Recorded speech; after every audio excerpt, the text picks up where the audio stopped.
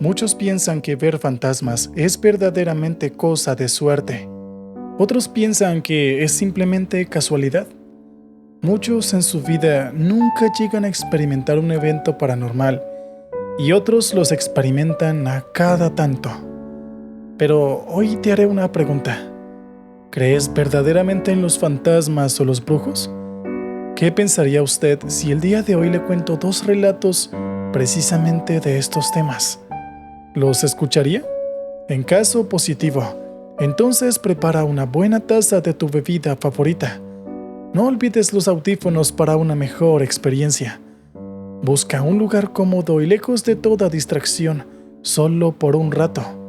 Y permíteme compartir contigo 2 nuevos archivos de Archivos de Terror RT.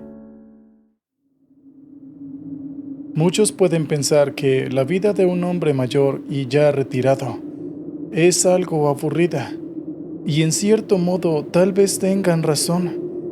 Pero entonces, si su vida actual no tiene nada de interesante, ¿qué pasa con el pasado? Los jóvenes tienden a emocionarse cuando un adulto les cuenta algunas cosas acerca de su juventud, sin saber que, en realidad, es solo la punta del iceberg, pues las vivencias son algo que, por muchas palabras que uses para describirlas, jamás podrás describirlas por completo. Hola a toda la comunidad. Buenas noches. Me llamo Andrés. Tengo 70 años. Actualmente estoy retirado y disfruto de mi pensión. Pero hasta hace ya varios años solía ser trailero. Y lo fui por 50 años. Como todo anciano, soy un poco torpe con estas cosas de la tecnología. Y de verdad que no tenía la idea de que este canal existía. Fue uno de mis nietos que, al escuchar una de mis historias, me dijo que la contara por aquí. Creo que les resultará gracioso saber que, al principio, creí que esto era un programa de radio. La risa de mi nieto cuando le pedí el número para llamar y contar mi historia por teléfono no tuvo comparación. Al principio estaba un poco confundido, pero afortunadamente mi nieto me tuvo mucha paciencia y me explicó con calma. De verdad que aprecio que no se hubiera desesperado, pues sé lo impaciente que pueden llegar a ser una persona cuando es joven.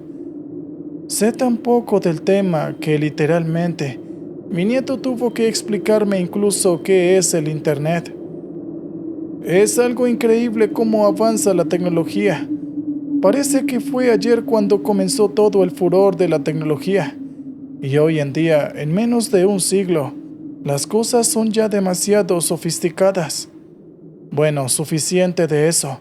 Creo que ustedes no están aquí para escucharme hablar de cómo eran los teléfonos o las computadoras en las épocas que yo aún era un apuesto joven, sino para escuchar una de mis experiencias paranormales como trailero. Para que entiendan más a profundidad lo que voy a contarles, creo que es necesario un poco de contexto. Tuve una infancia difícil, como todo niño que fue abandonado. Seguro pensarás que fue mi padre, pero la verdad es que fueron ambos. Mi madre tuvo una vida difícil. Sus padres la dejaron al cuidado de su maestra, pues vivían en un pueblo, y para que ella estudiara, debían trasladarse a la ciudad. Pero su trabajo, su sustento diario, estaba en el pueblo, y no podían arriesgarse a soportar hambre mientras probaban suerte en la ciudad. Mamá pasó muchos años en la casa de su maestra de la escuela con todo lo que incluía, es decir, interactuar con la hija y el esposo de esa mujer. Según lo que escuché, todo iba bien hasta la adolescencia. En la juventud, mi madre era muy hermosa, así que ya imaginarán que no pasó mucho tiempo para que el esposo de su maestra comenzara a fijarse en ella.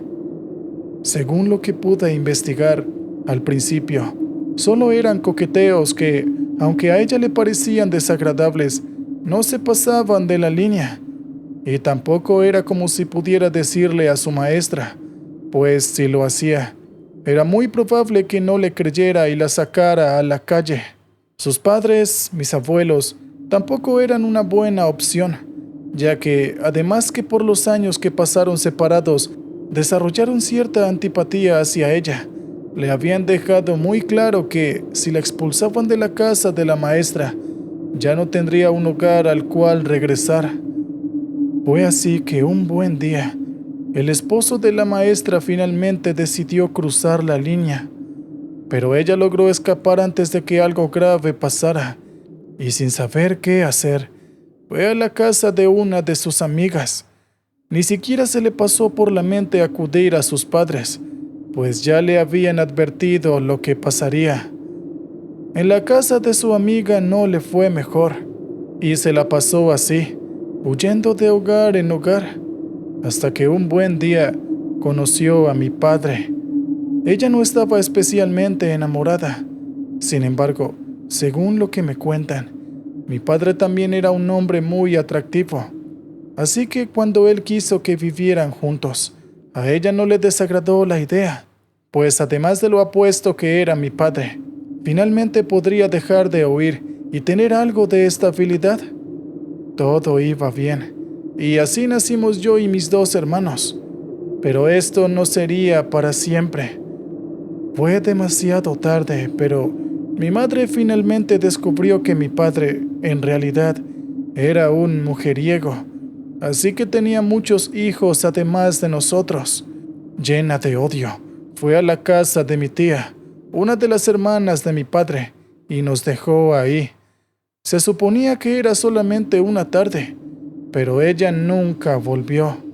Así que huyó de nuevo, y mi tía simplemente llamó a mi padre y le exigió que se hiciera cargo. Mi padre simplemente nos llevó con la que en ese momento era su esposa, y luego, como se imaginarán, también nos abandonó. Mi madrastra era muy dura con nosotros, y aunque en el momento me enfadaba demasiado esto, ahora que soy mayor, puedo entender el porqué. Ni siquiera éramos sus hijos, solo éramos los hijos de una de las muchas mujeres de su infiel esposo. Cuando pienso en ello, agradezco mucho que no decidiera simplemente dejarnos en algún lugar de mala reputación y en lugar de eso, asumiera la responsabilidad y nos criara casi como a sus propios hijos.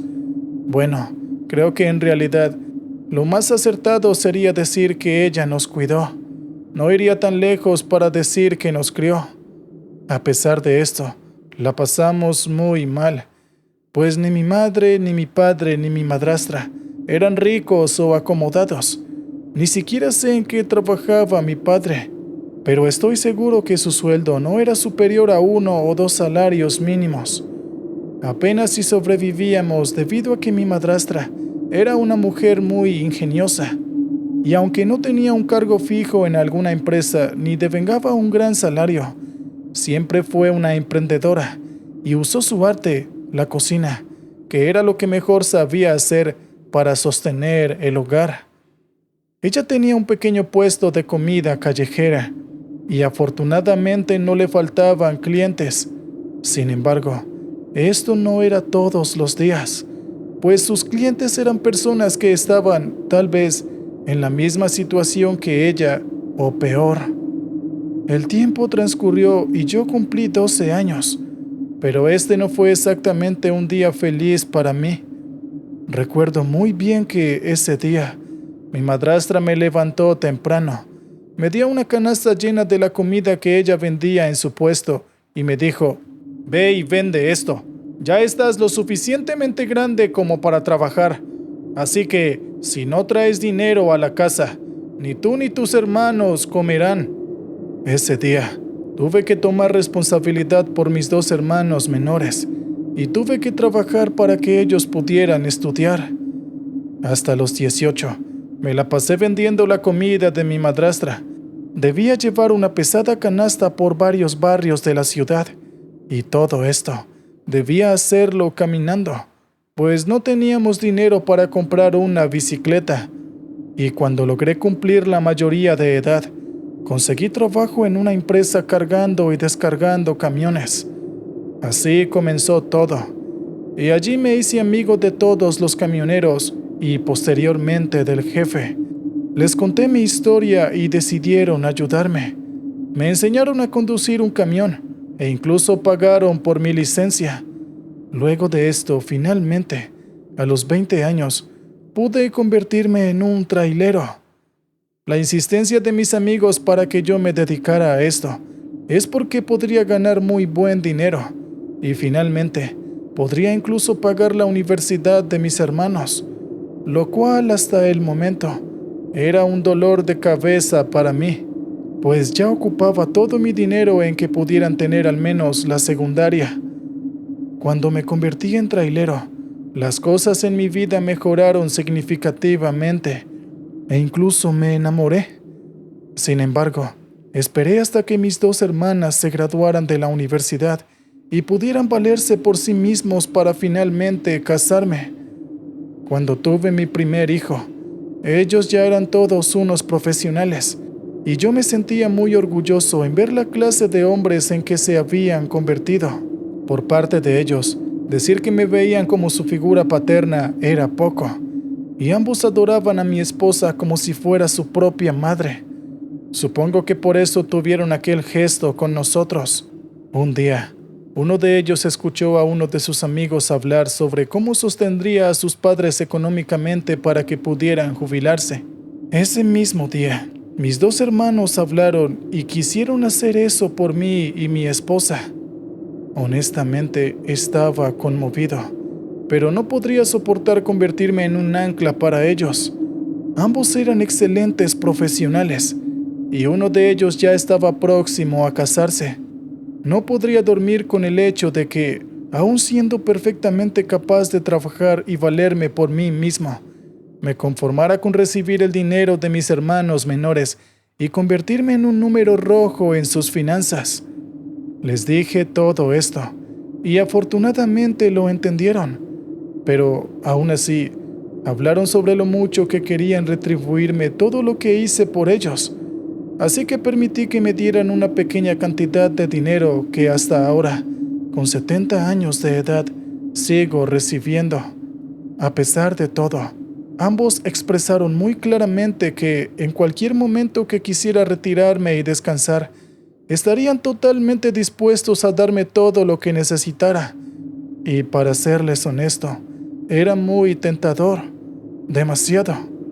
Y después de lo que pasó aquella noche, créanme cuando les digo que estuve a punto de aceptar la oferta. La empresa para la cual trabajaba se encargó del transporte de alimentos desde el puerto hasta la ciudad. Cuando digo alimentos, me refiero a mariscos. Había una ruta que a ninguno de mis amigos traileros le gustaba hacer, pero a diario la rifaban entre ellos para que yo, el menor de todos, no tuviera que hacerla y pudiera ir a casa a encargarme de mis hermanos. A pesar de esto, ellos no podrían evitarme al hacer aquella ruta por siempre, y finalmente llegó el día en el que ninguno de ellos era capaz de tomar esa ruta, y el único que podía hacerla era yo. Cuando esto pasó, todos mis amigos me hicieron muchas recomendaciones, algunas que no tenían sentido, como llevar talismanes y demás. Honestamente, a mí, aquello me sonaba más como si ellos estuvieran intentando hacerme una broma, cosa que de hecho hacían a menudo. Aunque para mí sonaba así, sus rostros estaban muy serios. Era diferente a lo habitual. Parecía como si, por esta vez, ellos estuvieran hablando en serio. Cuando vi sus expresiones, pensé que tal vez sí estaban hablando en serio esta vez, y pensándolo objetivamente, ¿qué clase de broma podría hacerse haciéndome llevar todos esos crucifijos y talismanes en mi camión? Bueno, se me ocurrían varias ideas, pero no creía que alguno de ellos se atrevería a hacer algo como lo que estaba imaginando, y no perdía nada si lo hacía. Así que simplemente accedí a la mayoría de peticiones que me hicieron, y en la noche me fui al puerto para cumplir con la ruta nocturna. Todo fue sin problemas mayores en el viaje de ida. y esperaba sinceramente que nada pasara durante la ruta, pero supongo que eso era pedir demasiado en aquella noche. Mientras manejaba, noté que más adelante había una bifurcación en la carretera, lo cual me pareció terriblemente extraño. Recuerdo haber viajado por ese tramo de carretera muchas veces y nunca jamás en mi vida vi una bifurcación ahí. No pude evitar detenerme y por la radio intenté hablar con alguno de mis compañeros. Algunos se preguntarán por qué no los llamé, pero la respuesta es demasiado obvia. No habían celulares en aquella época. Sintonicé todas las frecuencias que pude y llamé por radio a todos los que conocía. Incluso intenté comunicarme con la empresa, ya que si era un nuevo tramo de carretera, necesitaba saber qué camino tomar. Me parecía extraño que ninguno de ellos contestara a mi llamado, pues se suponía que estarían al pendiente de la radio para saber si necesitaba algo. Y puedo decir que si hay personas que cumplen con su palabra, esos eran mis amigos. Nunca he conocido personas más leales que ellos, y de hecho, al conocerlos, intenté educar a mis hermanitos para que tuvieran esta cualidad, y al parecer tuve éxito. Pero no nos salgamos de la historia. Mientras me preguntaba por qué los tipos a los que más admiraba y que literalmente eran mi ejemplo a seguir, faltarían a su palabra de esta forma, fue cuando me di cuenta que, en realidad, la radio estaba muerta. Ahora tenía mucho sentido que no pudiera comunicarme con ellos. Di un suspiro que podría fácilmente ser interpretado como una señal de cansancio, pero en realidad era mi forma de lidiar con la frustración, pues en este momento no sabía qué camino tomar. Fue en ese momento que, súbitamente, la radio se encendió, pero no sintonizó nada. No hablaba nadie. Solo estaba ahí, con ese característico ruido blanco. En el momento en que lo escuché, me asusté. Realmente fue algo demasiado súbito, pero rápidamente me recompuse. Lentamente el sonido se empezó a aclarar, y de un momento a otro, lo que escuché fue la voz de una mujer, pero ella estaba gritando. Era como si estuviera llorando, o más bien, era como si estuviera sufriendo en agonía. Era algo realmente desgarrador. Tal vez era alguien que necesitaba ayuda, así que no dudé en tomar el comunicador e intentar hablarle. «Señorita, ¿se encuentra bien? ¿Dónde está?» Intenté una y otra vez obtener algún tipo de información para ir a ayudarla, pero ella seguía gritando cada vez más fuerte. Lo intenté de varias formas, pero no lo logré, y de un momento a otro, la radio se apagó, y no fui capaz de volver a encenderla. Una vez más, suspiré. Si la radio estaba muerta, no había nada que pudiera hacer, así que ahora debía decidir qué camino tomar. Me bajé unos momentos del camión para inspeccionar uno de los dos caminos, pero para mi sorpresa, uno de los caminos era real, pero el otro era una especie de espejismo. Intenté caminar por ahí, pero en realidad estuve a punto de caer por un barranco. En esos momentos me preguntaba, ¿un espejismo? ¿Cómo? ¿Justo aquí? No sé cómo fue posible esto, pero gracias a Dios que se me ocurrió comprobar todo primero, o mi camión y yo habríamos caído por ese abismo. Al final, la carretera era exactamente igual, pero mi pregunta seguía ahí. ¿Cómo puede ser posible que hubiera un espejismo en este lugar? Yo me quedé ahí parado, casi hipnotizado, hasta que, de un momento a otro, desapareció y pude ver toda la carretera tal y como la recordaba. Decir que me sentía confundido es quedarme corto. Pero bueno, era la carretera de siempre, Así que regresé a mi camión, o eso quería hacer en el momento, pues cuando me di la vuelta para comenzar a caminar, escuché, no lo sé, eran ruidos extraños. Lo más parecido a ese sonido es cuando alguien está caminando en medio del bosque. Una vez más me di la vuelta y miré hacia abajo en el barranco frente a mí, y vi algo que, sin duda alguna, hizo que la piel en todo mi cuerpo se erizara. Una mujer con aspecto desaliñado estaba escalando este barranco, pero en realidad parecía como si se arrastrara. Era muy rápida, y en cuestión de segundos terminó de escalar y se paró frente a mí. Yo estaba asombrado, y a decir verdad, no puedo describir cómo me sentía en ese momento. Era como si sintiera absolutamente todas las emociones posibles, pero al mismo tiempo como si no sintiera nada. Esa extraña figura tenía la piel tan pálida como la de un cadáver. Estaba sonriendo, pero su sonrisa era terrorífica, y sus ojos no tenía ojos. Literalmente las cuencas de sus ojos estaban totalmente vacías. Pero era extraño, pues de aquellos lugares donde debían estar sus ojos, salían lágrimas. Su cuerpo estaba lleno de moretones y heridas, claramente maltratado, pero a simple vista podría saber que no era posible que aquella persona estuviera viva.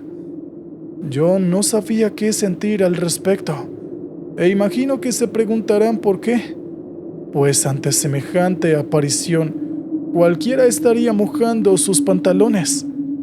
La razón es que cuando vi esta figura, pude ver algo muy familiar en ella. Podré no haberla visto en años, pero aún así podía reconocerla.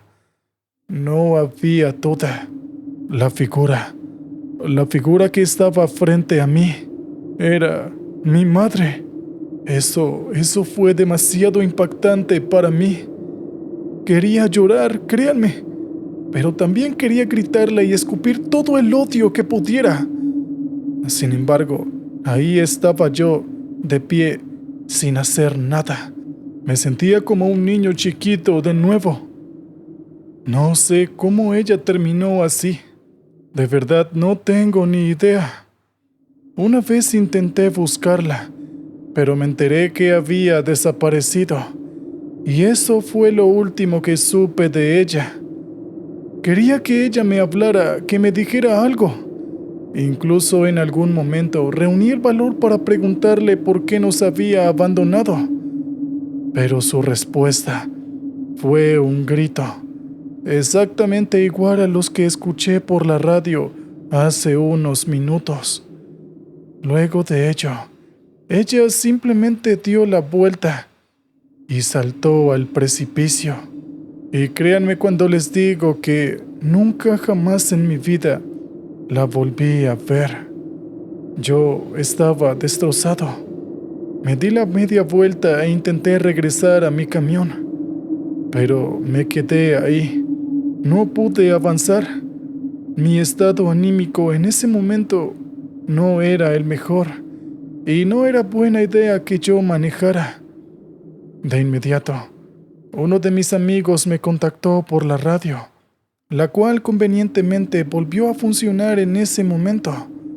Yo le conté todo lo que me pasó, y no sé cómo, pero él llegó justo hasta donde yo estaba y me ayudó a conducir el camión. Luego de eso, me dijo algo que no esperaba. Hermano, nunca esperé que tu madre fuera la dama de la carretera.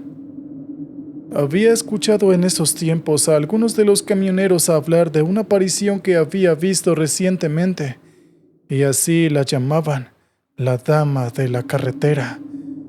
Era algo difícil de asimilar, y créanme, incluso desarrollé una fuerte depresión después de eso. Fue bastante difícil recuperarme. ¿Es que puedes imaginarlo? Cuando era pequeño soñaba con que algún día mi madre regresara por nosotros. E incluso ya siendo grande, intenté buscarla yo mismo. Pero ahora me doy cuenta de que ella no solo nos abandonó a nosotros, sino que abandonó este mundo. O al menos, no del todo, puesto que aún seguía andando por ahí haciendo apariciones y asustando a las personas en las carreteras. Quise contarle esto a mis hermanos. Creí que tenían derecho a saberlo, pero la verdad es que pensé que ambos, siendo tan inteligentes, jamás creerían esto. Así que decidí callar y no confesarles la verdad. Al fin y al cabo, nunca lograrían verla de verdad. Hubo un tiempo en el que me desesperé y me adentraba en esa ruta con la única esperanza de volverla a ver. Pero bueno, las cosas paranormales y sobrenaturales te buscan a ti, no tú a ellas. Eso fue lo que aprendí luego de varios años en la carretera. A día de hoy, aún me pregunto si mi madre sigue huyendo. Pues inclusive cuando me la encontré, estaba huyendo de la vida y de la muerte al mismo tiempo. Muy bien, oyentes, espero que hayan disfrutado el relato anterior. Sin duda ha sido un relato escalofriante, pero no te vayas todavía.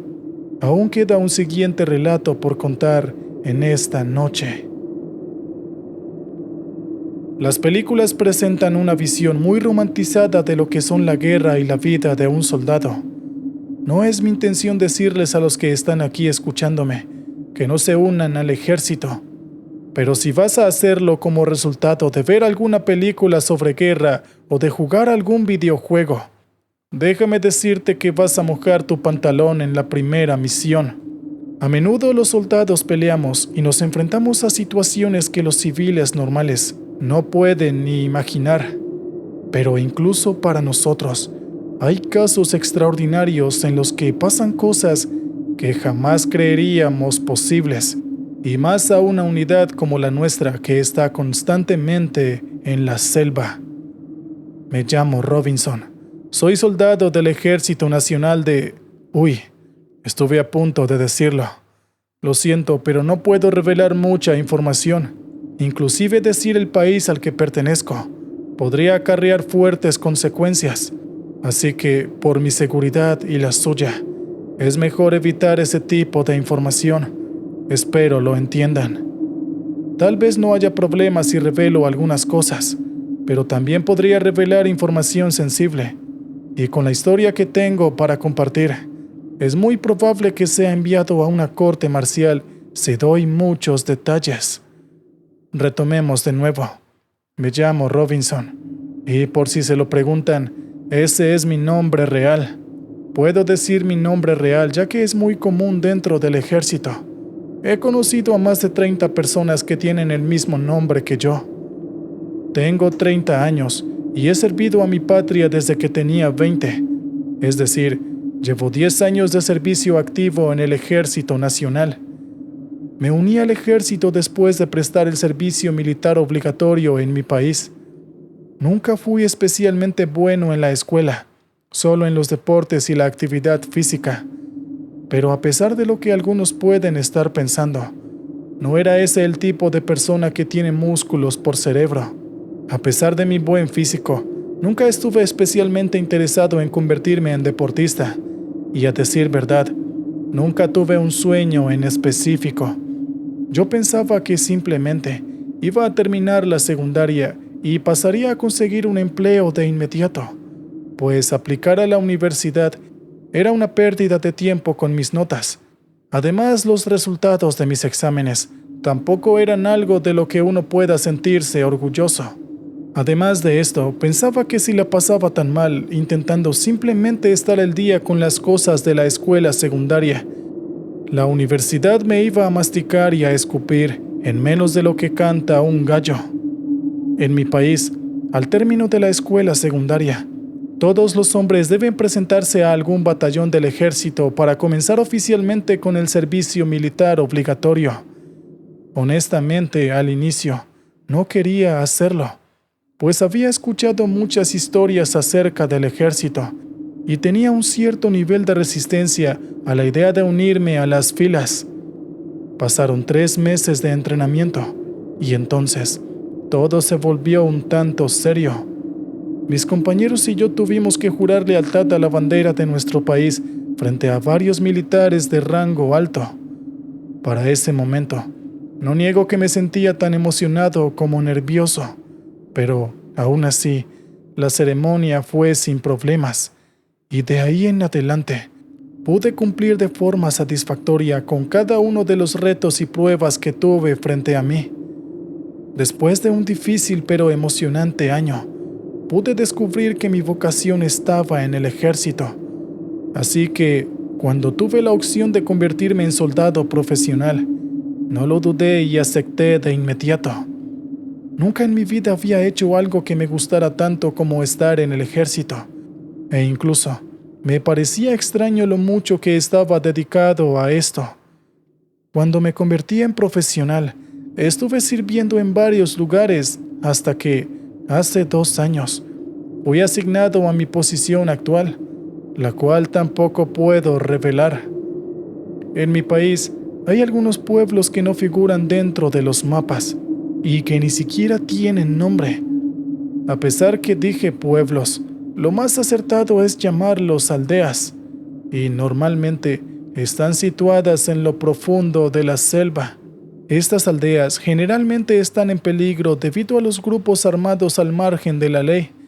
Estos grupos tienen sus bases en lo profundo de la selva y sobreviven a base de delitos como extorsión, venta de sustancias ilegales y unos cuantos delitos más. Usualmente, para hacer crecer sus filas, reclutan forzosamente a los niños de aldeas de este tipo y obligan a los adultos a trabajar solo por y para los intereses de estos grupos. Nuestra labor, la del pelotón del ejército aquí estacionado, es evitar precisamente eso. Si queremos que estos grupos desaparezcan, debemos evitar que sigan reclutando niños y que sigan aumentando su influencia. Es una tarea extenuante, pero sin duda alguna, vale la pena.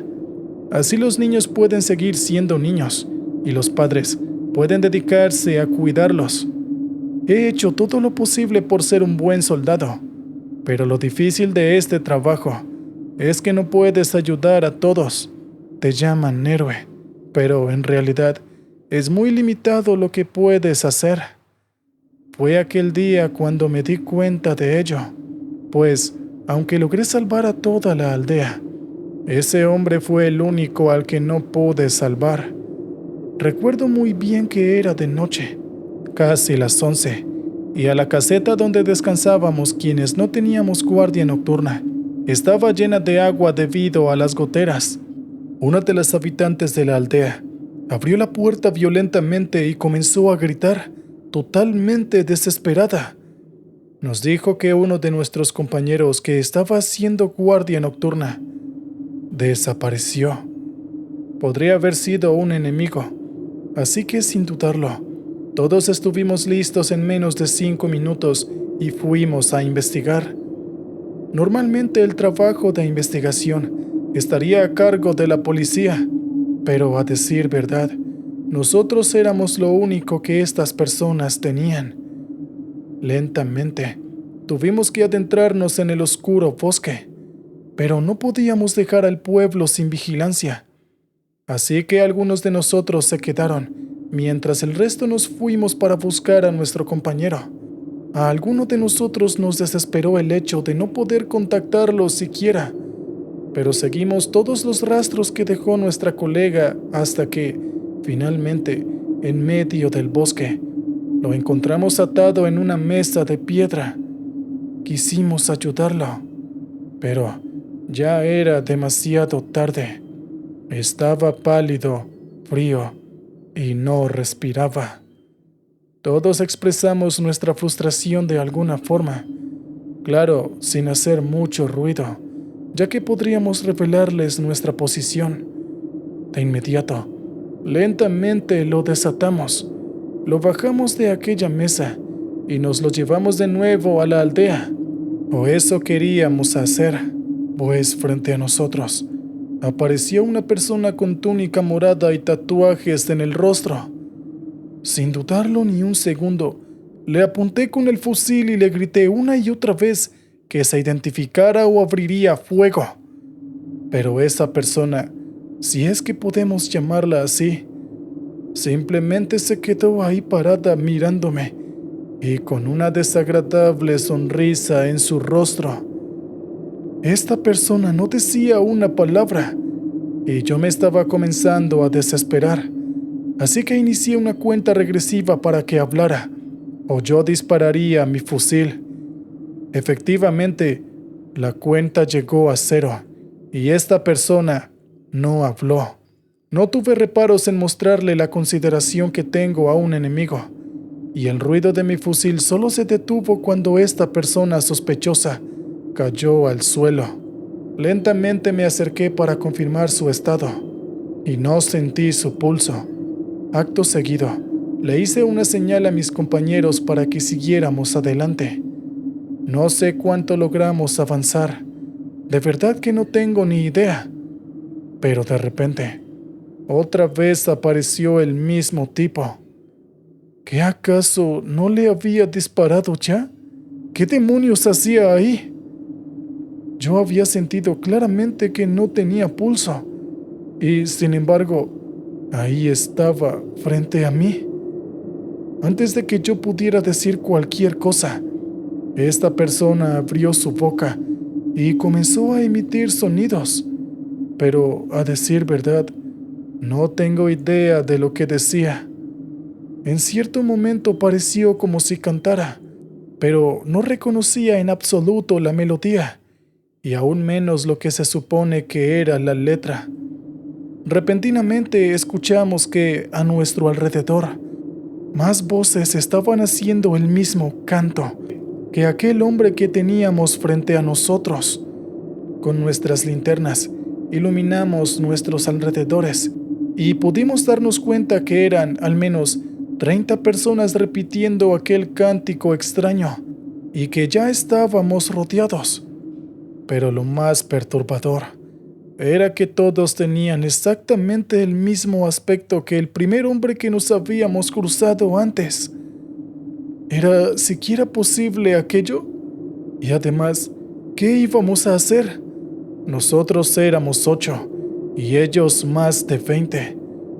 Podrían pensar que debido a que mis compañeros y yo portamos fusiles, la teníamos fácil, pero la verdad es que no.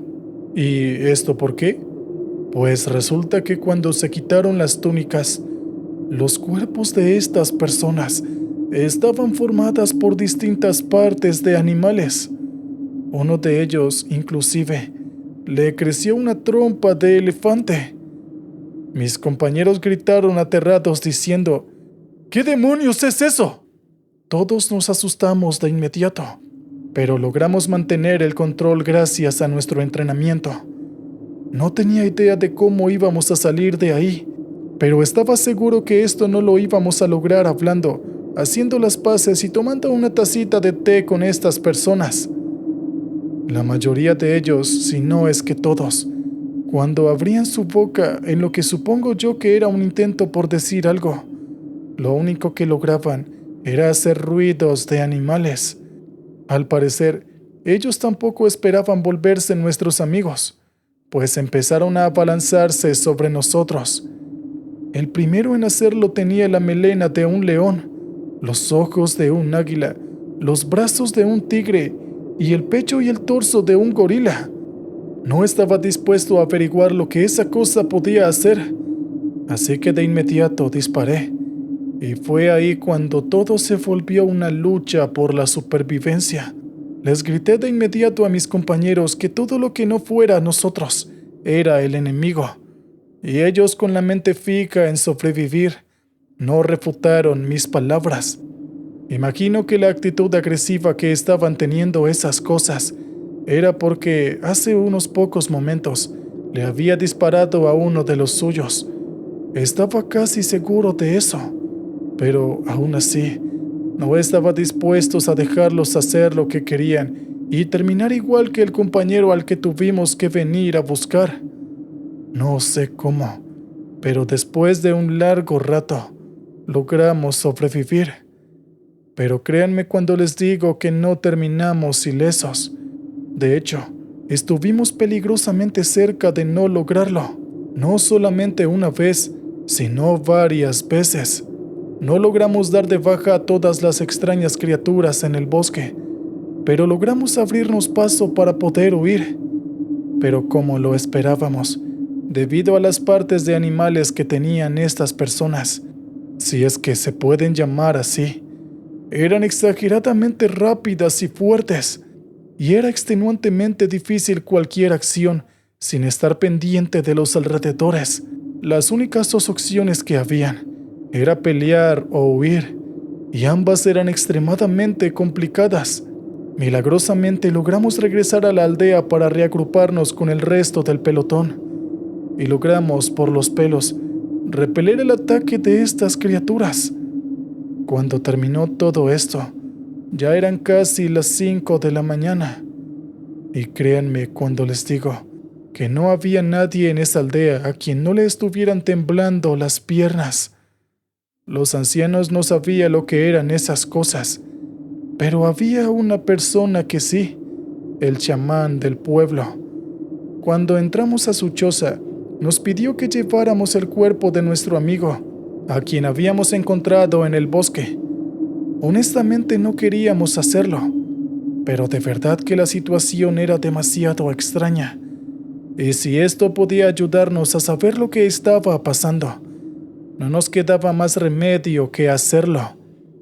Con mucho cuidado hicimos lo que el chamán nos dijo, y lo pusimos en una mesa que él tenía llena de algunos objetos un tanto extraños y difíciles de describir. Nos alivió mucho cuando el hombre nos dijo que no iba a profanar de ninguna manera a nuestro compañero. Solo necesitaba saber qué le pasó, así que lo dejamos hacer lo suyo. Lentamente, el hombre quitó la parte de arriba del uniforme camuflado de nuestro compañero. He visto muchas cosas siendo un soldado activo en servicio, pero lo que vi en ese momento cuando le quitaron la camisa a mi compañero no tenía comparación alguna. No lo describiré con mucho detalle, debido a que es probable que censuren este canal. Lo único que les diré es que había un enorme agujero. Algunos de nosotros, incluso el capitán, vomitamos o tuvimos náuseas o algo por el estilo. Y lo peor de todo no era el aspecto, sino su olor. El único que permaneció inmutable, como si estuviera viendo algo perfectamente normal, fue el chamán, que solo estaba ahí mirando sin ni siquiera tocar el cuerpo. De inmediato, él pidió que le describieran las criaturas que vimos. Y lo más gracioso de la situación fue que, a pesar de lo aterrados que estábamos, no se nos escapó ningún detalle de esas extrañas cosas. El chamán, muy serio, dijo: «Muy bien, creo que ya sé lo que está pasando aquí. Esas cosas que ustedes vieron suelen ser llamadas cambiapieles». Naturalmente, no teníamos ni idea de lo que era un cambiapieles, así que sin ningún tipo de vergüenza, le preguntamos sobre ello. El chamán nos explicó que cuando un brujo adquiere la habilidad de tomar forma de distintos animales, era conocido comúnmente como nahual. Esto era de conocimiento común, por lo cual todos asentimos. No había nadie en esa choza que no lo supiera. Sin embargo, también nos explicó que algunos de esos nahuales tienden a perder el control. Y cuando esto pasa, hay dos caminos posibles. O bien ya no pueden volver a convertirse físicamente en humanos y conservan su conciencia, o se convierten en humanos de nuevo, pero pierden su conciencia y no quedan diferentes de animales comunes. A estos últimos se les llama cambiapieles. Aún así, esto no explica por qué tanto se parecían. Pero de inmediato, el chamán dijo que la apariencia física de los nahuales estaba directamente conectada a su conciencia, por lo cual, si se convertían en cambiapieles, perdían su apariencia física también, y en su forma humana. Todos los cambiapieles se veían exactamente iguales. De verdad que en cierto momento me preocupaba. No, creo que esa no era la palabra correcta para describir esa sensación. Creo que lo más acertado.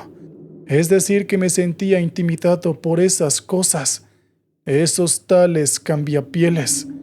Y en cierto modo, creo que también por el chamán.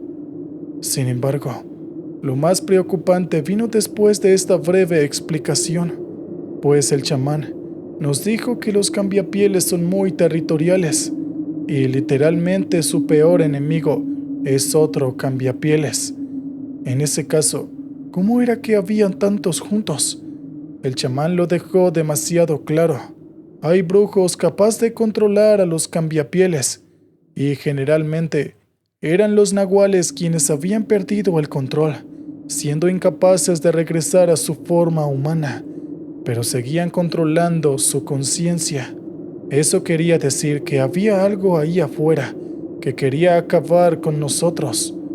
Pero, al parecer, ese chamán era demasiado confiable, pues solamente viendo a nuestro compañero, fue capaz de crear un amuleto capaz de mantener alejados a los cambiapieles de la aldea.